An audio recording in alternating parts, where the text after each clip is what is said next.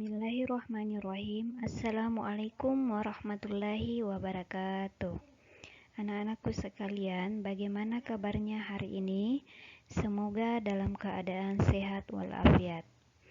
Puji syukur kehadirat Allah Subhanahu wa Ta'ala karena kita masih diberi nikmat kesehatan hingga kita masih bisa melakukan proses belajar mengajar secara daring. Sebelum kita mulai proses belajar mengajar, marilah kita membaca doa dalam hati. Doa selesai. Nah, pada pertemuan sebelumnya, kita sudah membahas iman kepada hari akhir atau biasa disebut hari kiamat. Untuk pertemuan hari ini, kita akan memasuki materi baru, yaitu ketentuan pernikahan dalam Islam.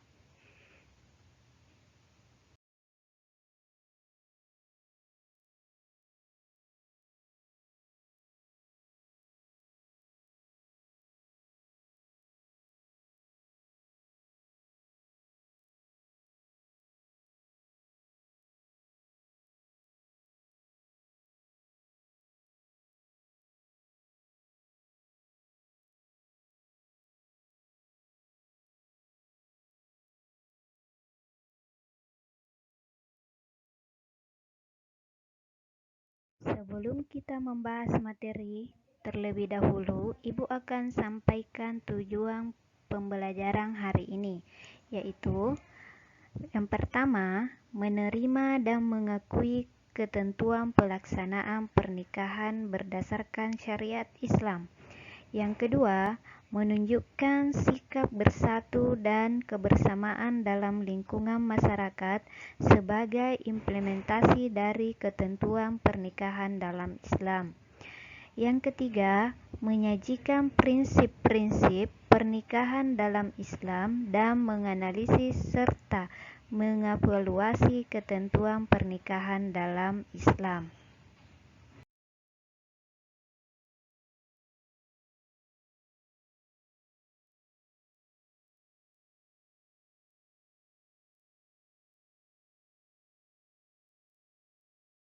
Sekarang kita akan membahas satu persatu pembahasan hari ini. Yang pertama, pengertian pernikahan.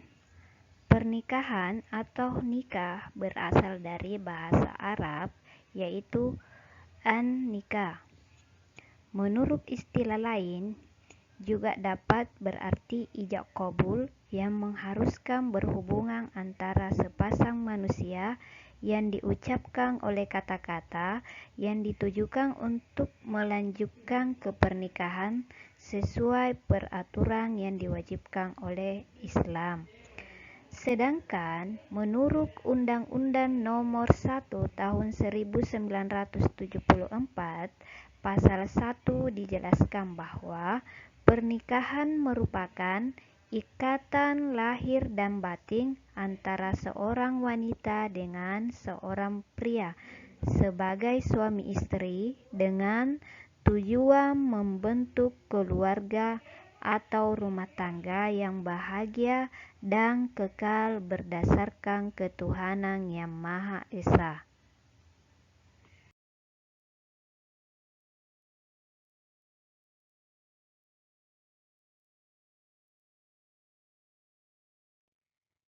Adapun dasar hukum pernikahan terdapat dalam surah Ar-Rum ayat 21 yang artinya, dan di antara tanda-tanda kebesarannya ialah Dia menciptakan pasangan-pasangan untukmu dari jenismu sendiri, agar kamu cenderung dan merasa tentram kepadanya. Dan Dia menjadikan di antaramu rasa kasih sayang. Sungguh, pada yang demikian itu benar-benar terdapat tanda-tanda kebesaran Allah bagi kaum yang berpikir. Surah Ar-Rum ayat 21. Selanjutnya pada surah An-Nisa ayat 72.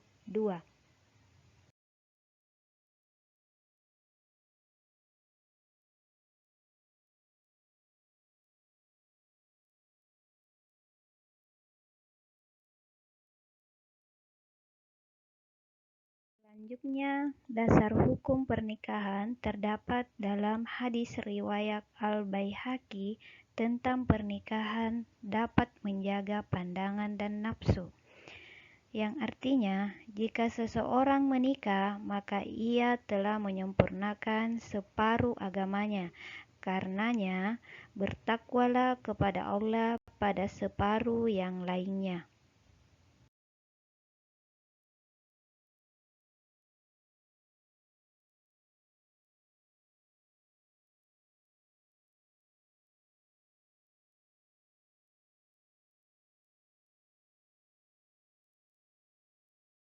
Selanjutnya kita masuk dalam hukum pernikahan. Hukum pernikahan ada 5. Yang pertama, wajib. Kedua, sunnah. Ketiga, makruh.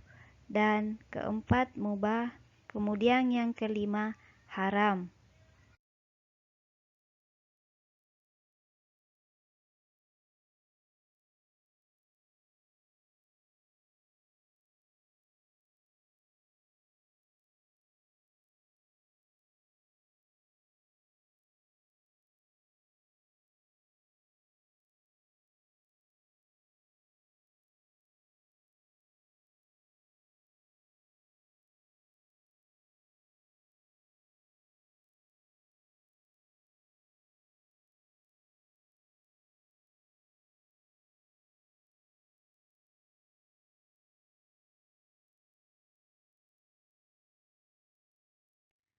Hukum pernikahan dikatakan wajib apabila hukum nikah menjadi wajib bila seseorang telah mampu baik secara fisik maupun finansial.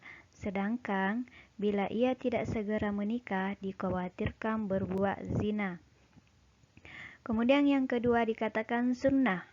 Apabila seseorang telah mampu untuk memberi mahar dan penghidupan kepada calon istri, akan tetapi mampu mengendalikan nafsunya sehingga tidak takut terjerumus ke dalam perbuatan zina. Selanjutnya dikatakan makruh.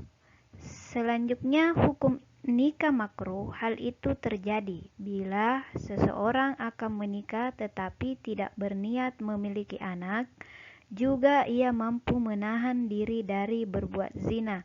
Padahal apabila ia menikah, ibadah sunnahnya akan terlantar.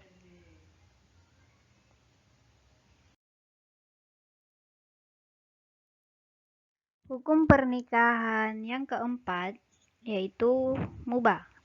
Seseorang yang hendak menikah tetapi mampu menahan nafsunya dari berbuat zina, maka hukum nikahnya adalah mubah. Sementara ia belum berniat memiliki anak dan seandainya ia menikah, ibadah sunnahnya tidak sampai terlantar. Kemudian yang terakhir, hukum pernikahan yaitu haram. Hukum nikah menjadi haram apabila ia menikah justru akan merugikan istrinya karena ia tidak mampu memberi nafkah lahir dan batin, atau jika menikah ia akan mencari mata pencaharian yang diharamkan oleh Allah, padahal sebenarnya ia sudah berniat menikah dan mampu menahan nafsu dari zina. Demikianlah materi ketentuan pernikahan dalam Islam. Dan Ibu akhiri dengan ucapan Assalamualaikum warahmatullahi wabarakatuh.